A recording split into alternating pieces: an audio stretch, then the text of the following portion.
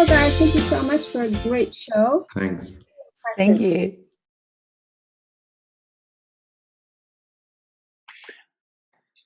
I mean, for me, half the research for being a woman in that time is just put a corset on, which is always handy, but also shooting in the actual place that these ancestors lived, and where this story actually took place. But also going to the museums there, which was just seeing all the longhouses and the First Nation villages, and then jumping literally into life-size versions was pretty mind-bending.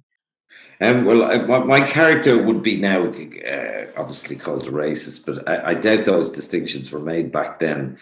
And while we'd be ashamed of an awful lot of what was normal back then, the people still had to be extremely tough and resilient, and that's always something.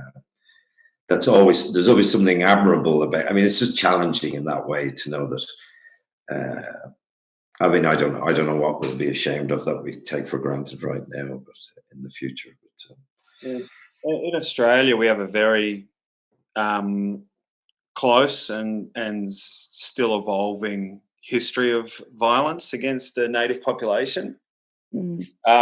So that's something that's absolutely relevant, but particularly in terms of and obviously the impact on the landscape too, and on the natural environment.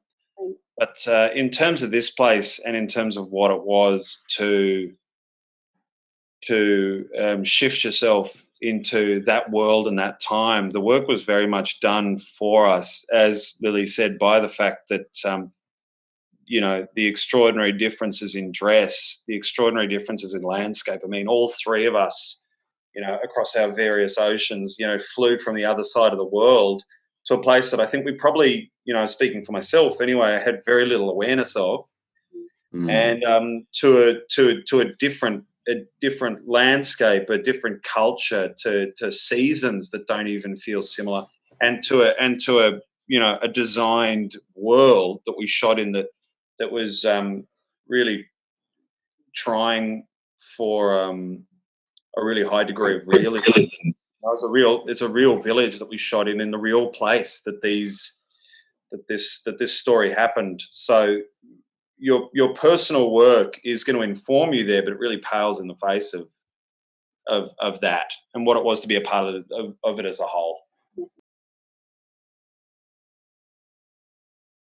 I mean, it's extremely nauseating to imagine that, and I mean, every morning just putting on a corset and having that tightened, and your breath being shorter, your energy being minimized.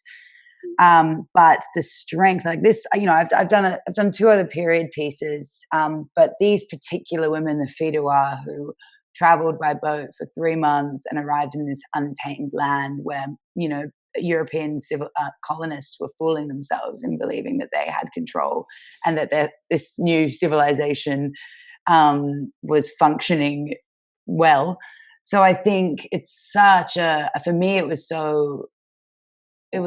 incredibly, I guess, like the admiration I had for these women and their strength, like having 20 children and mothering a whole new land is overwhelming. It's not just obviously gender and equality, like and rights for women. It's just like actually just a man against nature in a place where it wasn't dealt with necessarily. The setting for this is quite unique too, because there were larger settlements, there were cities that were beginning to appear.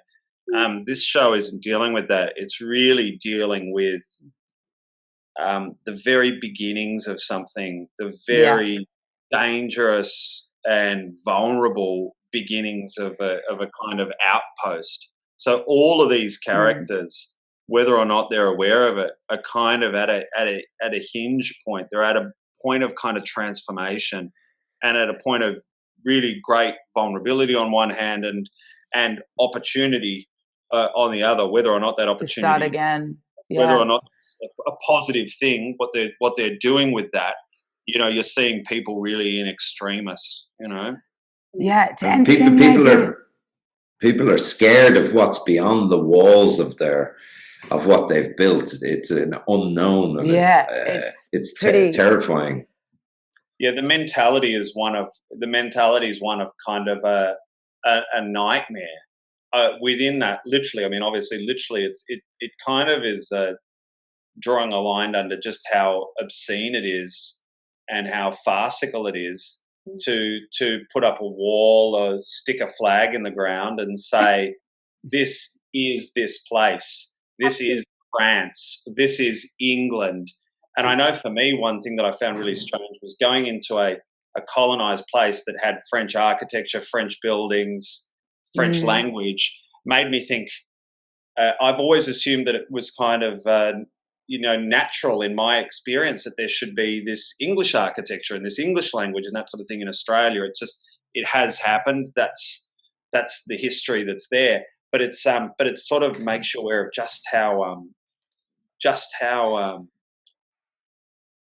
unusual and almost illogical that actually is, Gosh, guys, I'm so I want to talk so much more, many more questions, but unfortunately, I do have to wrap. And hopefully, at some point, I will be able to do a more in-depth interview with each and every one of you. Thank you so much for great work. I think this film is amazing. Thanks so much. Thank you very much. Thanks so much. I feel like we were made for Rich Girl Network, David.